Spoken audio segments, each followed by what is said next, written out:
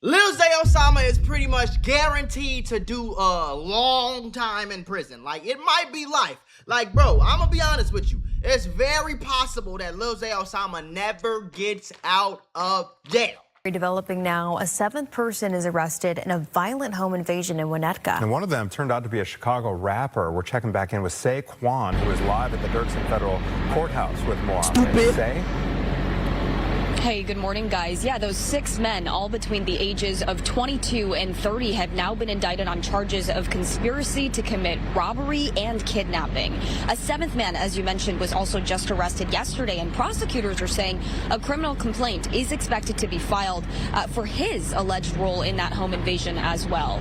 According to this indictment, guys, one of the suspects posed as a food delivery driver to get someone who was inside their home to open up the front door. That is when investigators say the other men who were armed with loaded guns forced their way in. The victim was held at gunpoint for about an hour, physically restrained, while the suspects demanded access to a safe, a computer, and even cryptocurrency accounts. Shortly after, authorities say the group took off, then met up with other alleged co-conspirators to split up their shares. Now, as you mentioned, we have learned one of the people charged is Isaiah Dukes, who some people may know as Chicago rapper Lil Zay Osama, who now lives in Los Angeles. Fox Chicago has actually interviewed him, and this was last November, after offering to help out a local mom and her young son after they were brutally attacked by a group of kids in Chicago.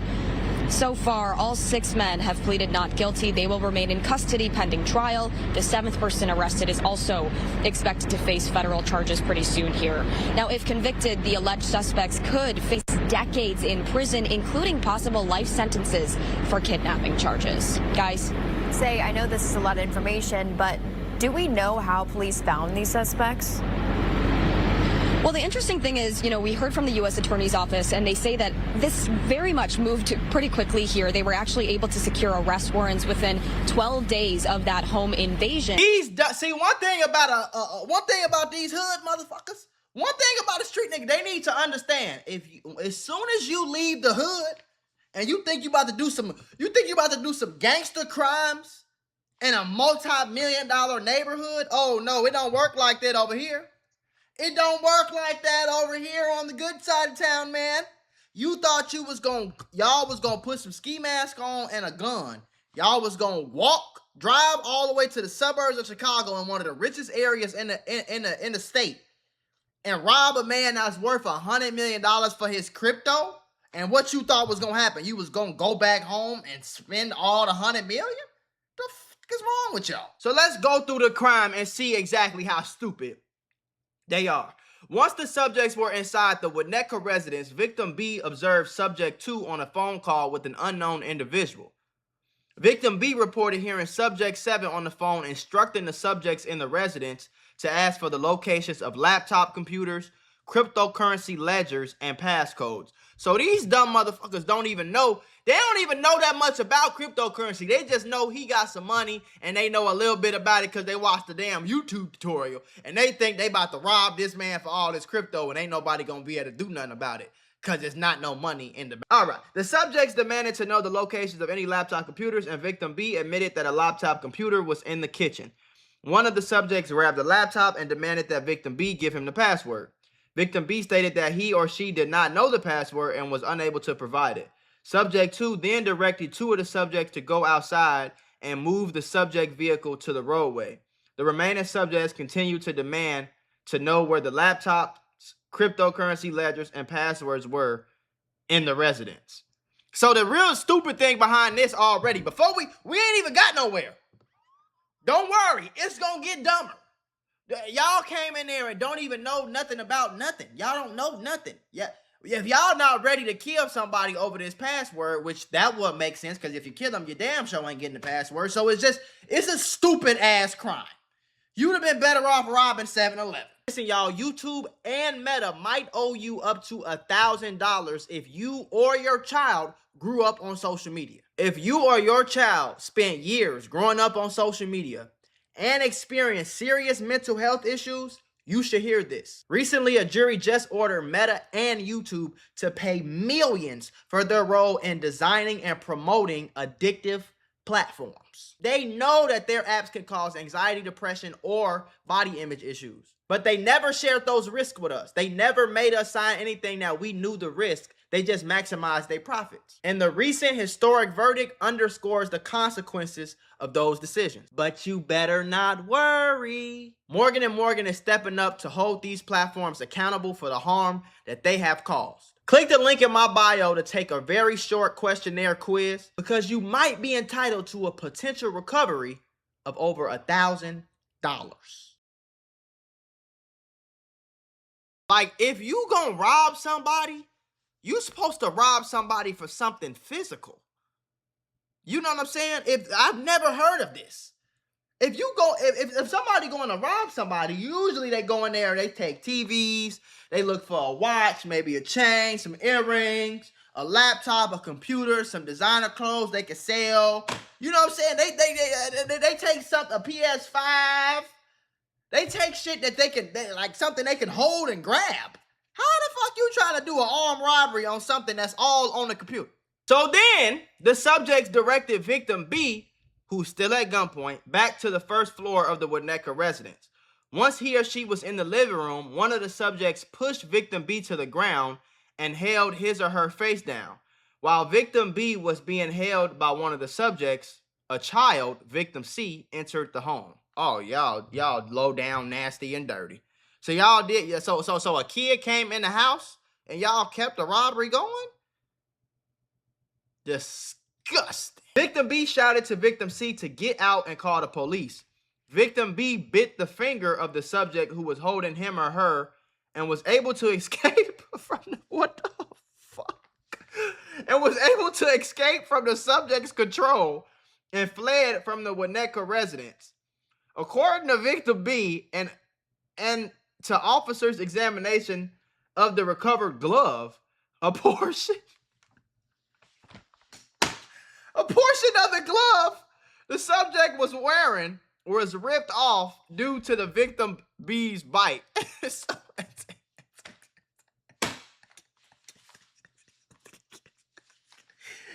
bro, it's no way this shit make it. The jokes right themselves, bro. It's no way y'all thought this made any type of sense. What are you doing? What the fuck? So first of all, y'all said, hey, what's the password to this laptop? I don't know. Oh, okay. Like, what is that? Like, that's why robberies are stupid. Because what if he don't put the password in the laptop, what are you really finna do? The more you hurt him, the more you beat him, the more likely it is for your dumb ass to go to jail. Now, remember, these motherfuckers got caught in 12 days. 12 days. 12 funky-ass days after this quote-unquote robbery happened, all of them got caught. Now, Lil Zay Osama and them is in another car. They outside the house while the robbers is in the house doing the bullshit-ass robbery. Lil Zay Osama and his little homie goons, they supposed to be outside watching the house. They supposed to be watching. They supposed to be lookouts. Police, as they watching the house, the kid probably come home from school or tutoring or down the street playing with the park. I don't know. The kid come home just thinking it's a regular schmegular day at the crib. He come home and his fucking mom is getting robbed in the house. So what are y'all keeping watch on? If the little boy, he had to get dropped off, do something, somebody had dropped him off. What are y'all keeping watch on if y'all just watch this little boy walk in the house during a robbery? Like, bro, y'all niggas is worse robbers than the Home Alone kids, man. Or whatever the fuck, whoever was trying to rob, y'all niggas is crazy. So not only did y'all allow a kid to walk in the house, and then after they walked in the house, you let the kid run out of the house to call the police, but then you let a female who you was holding down at gunpoint, you let a girl bite your finger and then run out the house to continue to call the police with the kid?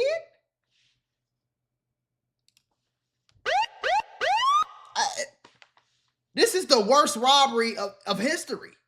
Y'all are terrible robbers, bro. Like, hey, bro. I was actually looking for somebody who, that's what they say in the Fed documents, they call him Victim A. Victim A is the owner of the house.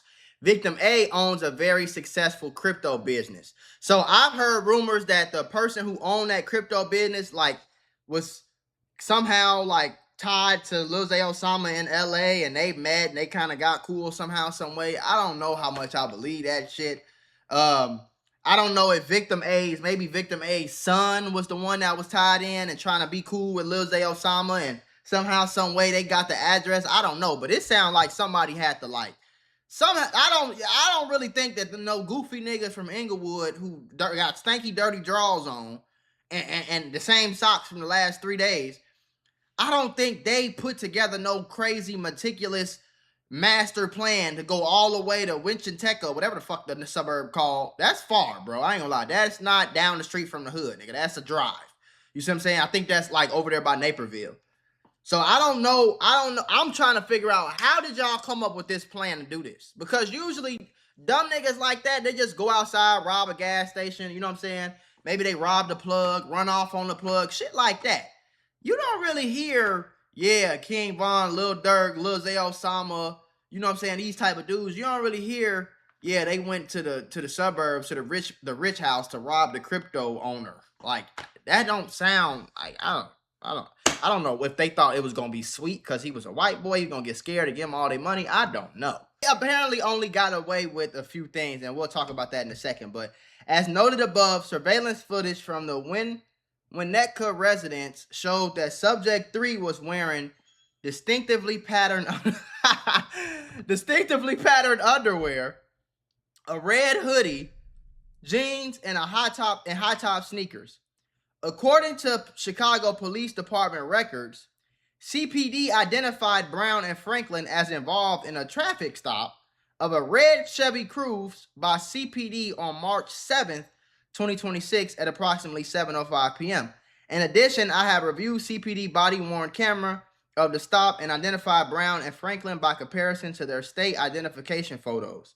Body-worn camera obtained from CPD officers' stop of Franklin on March 7th at approximately 7:05 p.m. shows that Franklin was wearing multicolored underwear, a red hooded sweatshirt, ripped jeans, and white sneakers.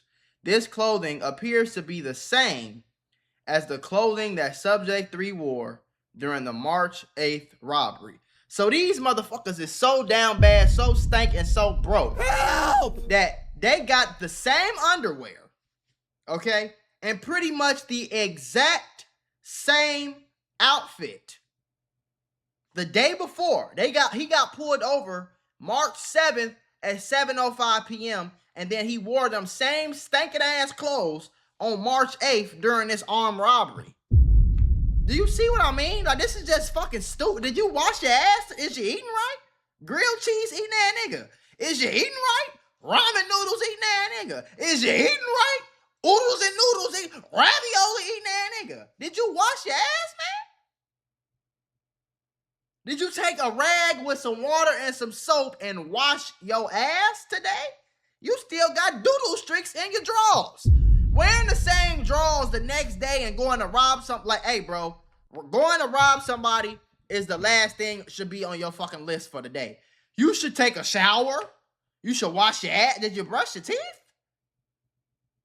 You got the same fucking underwear on, and I'm trying to tell y'all, this is how these niggas is. So while you looking up to this street nigga and you want to be just like him, this is what you looking up to. A stinking nigga that don't change his drawers, man. Once they got pretty much the stanky, he got everybody caught. The fact that you dirty and ain't washed your ass and ain't took a shower, ain't changed your drawers, you the reason why everybody got caught. So once they figured out who these people was that got caught from the body cam footage the day before, I'm assuming they start looking at text messages and Instagrams, and they just start looking into, you know, everybody else they had been in communication with, because these niggas is so stupid. They not really good at crime for real. They just good at being stupid. So law enforcement also identified the Instagram account Abo Lil Reese as associated with Fenton Watson based on a comparison of photos posted on the account and a Chicago Police Department booking photo of Fenton Watson. On February 14th, Fenton Watson posted a photo of himself wearing a black shirt, black pants, and gray shoes. The gray shoes that Fenton Watson is wearing appeared to be the same shoes he wore during the March 8th, 2026. So that's one nigga who ain't changed his drawers and another nigga who only got one pair of shoes to his name, okay? He wore the same during the March 8th armed robbery and kidnapping. Okay. Fenton Watson's build matches that of the individuals depicted in Fiction 3. So you see this big stinking, big fat, ugly motherfucker. He think he hiding himself because he got on some gloves, a mask, and a hoodie. But they caught his dumb ass because of a bunch of reasons. But one of the main reasons is he only owns one pair of fucking shoes from Payless. They don't work on Payless shoes, man. Now, the dude who got pulled over on a traffic stop the day before, his cell phone was actually pinged near the Winnetka residence that they robbed. So again, you got a bunch of stupid, goofy, slow brain motherfuckers out here robbing people and they mama, just like the Fulio dude. You robbing people and you killing people in your mama car with your phone in your pocket, knowing damn well that the main way that people get tracked during crimes is with their phone, and your dumb ass got your phone in your pocket. So that was the first dude. The second dude right here, subject 4, is used by Khalil Dukes. Khalil Dukes is Lil Zay Osama's dumbass big brother, okay? He received a phone call from subject phone 8, while subject phone 8 was near a cell tower near the Winnetka residence that lasted approximately 9.5 minutes. So they not even smart enough to get no prepaids. They not even getting prepaids. They going in there with their cell phones in their pocket, calling they people from their cell phones who is around the corner on lookout to get instructions on how to transfer the goddamn crypto. March 8th at approximately 5:25, subject phone 8 was located near a cell tower located near the intersection of Willow Road and Interstate 94, Northfield, Illinois, which is only about 1.9 miles away from the house that they robbed. So this is pretty much 3 different occasions where their phone has pinged in the area that they robbed. Like, I don't understand this shit, bro. Like, how stupid do you have to be to go do a crime like an armed robbery home invasion with your phone in your pocket? You would think that enough of y'all homies that got locked up, went to jail, got caught for this, caught for that you have enough sense to... The day before the robbery happened, they got these goofy, stupid, slow brain motherfuckers, aka Lil Zay Osama's brother. They got phone records and phone messages of him texting anybody who he knows in Chicago. Hey, bro, do you got a hot car? Hey, bro, you got a stolen car? Hey, bro, you got a stolen car I can use? You got a stolen car I can use? Let me buy a stolen car off you. Let me buy a stolen car off you. What? What? As set forth in more detail below, text messages, surveillance footage, and telephone location information show that on March 7th, which is the day before the robbery, Khalil Dukes, which is Lil Zay Osama's brother, communicated about obtaining stolen cars prior to the robbery. In the evening of March 7th, Isaiah Dukes, Khalil Dukes, and the subject vehicle were in the area of the Winnetka residence at approximately 10 p.m. So these dumb motherfuckers got their own self texting everybody trying to get a stolen car. And then Lil Zay Osama, his brother, and one of the few goofies, they go to the area at about 10 p.m. I guess this is what they call a stakeout. I don't know. On the afternoon of March 8th, this is the day of the robbery, Lil Zay Osama, his brother, Chambers, and Ramsey traveled together from a hotel in Elgin, Illinois, to the area of the Winnetka residence and were present in the area during the robbery and the kidnapping. So the dumb motherfuckers got a hotel somewhere right down the street from the house that they was going to rob. They stayed in the hotel, they left the hotel and went straight to the robbery. Why the fuck would you leave a hotel and go straight to the robbery knowing damn well a hotel got 5 million cameras? Elgin is actually on the west side of the suburb. So it's like a very far west suburb past O'Hare. Winnetka is very east, so very northeast. So Winnetka is like past Evanston, which is very, very far up north. It's past Wrigleyville, past Skokie. Winnetka is very far. So it's about an hour away. So you have a hotel in Elgin, which is an hour away, and then you leave that hotel and go to Winnetka at the same time that the robbery is happening, and your phone is in your pocket. So there's nothing you gonna be able to say that's like, oh, I wasn't there. Oh, I didn't do that. Just plain act stupid, bro. Franklin Chambers and the subject vehicle and Fenton Watson were all located in the area of the Winnetka residence prior to and during the robbery and kidnapping. So they pretty much just cooked. That's all I'm listening to right now is cooking yo. This is a instruction manual on how to cook yourself in the federal jail system. Now, the way they know this is because Ramsey texted his location to the confidential informant, right? So the confidential informant says, send the load right now. Ramsey said, look at my location, and sent the exact damn location that he was at. According to a review of CS1's phone on or about March 8th at approximately 12:07 p.m., CS1 and Ramsey exchanged text messages regarding Ramsey's location as set forth below. Now, a review from the footage at the hotel showed that Ramsey, identified by the ATF based on comparison with his ID, was present at the hotel at about 6:01 a.m. on March 8th. Based on the review of the hotel security footage, individual A can be seen at the front desk with Lil Zay Osama and his brother at about 5:42 a.m. Video surveillance footage from the Elgin Hotel also shows a black man with an afro wearing glasses, a black shirt, ripped jeans, and white shoes, which is what the dirty man had on. Jalen Chambers was also present at the hotel at approximately 6:07 a.m. Video footage from the hotel also shows Ramsey, Lil Zay Osama, and his brother in the lobby of the hotel at about 1 p.m. Shortly after, all of them got into a Cadillac ESV that shortly after can be seen leaving the hotel. Now, this is where it gets even stupider, all right? So law enforcement subsequently, I don't even know. I'm high. Extracted information from the infotainment system. So these dumb motherfuckers was driving a stolen car, and they connected their phone, the phone that they own and use every day. They connected their Bluetooth to the stolen fucking car, bro. All this is recorded. According to records obtained from Apple, this Bluetooth MAC address is associated with the device with the Apple ID abolilreese at iCloud.com and is registered to Tyrese Fenton Watson with the telephone number for subject 8 phone. FBI, open up!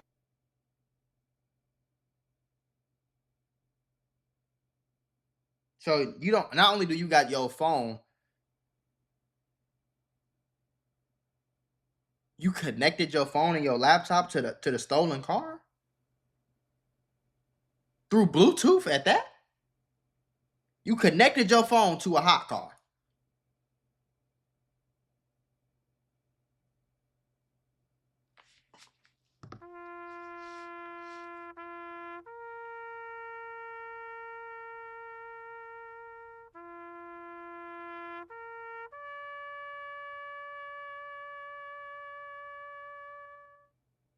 I don't know what else. Y'all got your phone. Y'all on camera at the fucking Y'all got text messages. You connected your phone to the hot car. Y'all already got a confidential informant. It's over with, gang. I ain't gonna lie to you.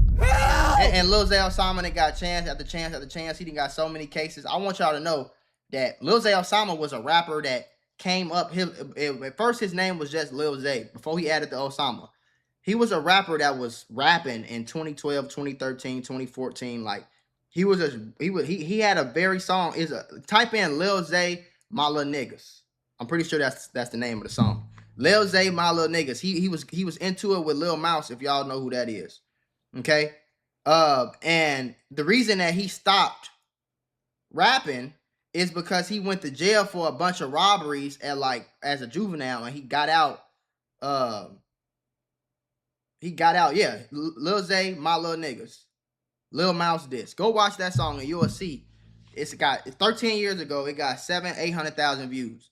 So he already been to prison for robbery as a juvenile. He got juvenile life for that. He went back and forth to jail 150 times. He was in the feds for the switch in New York. and now you get out the feds for the switch in New York. It's like, bro, is y'all down bad like that? Y'all ain't got no money like that? Y'all fucking y'all money off like that? That you crashing out like this damn near worse than PGF Nut.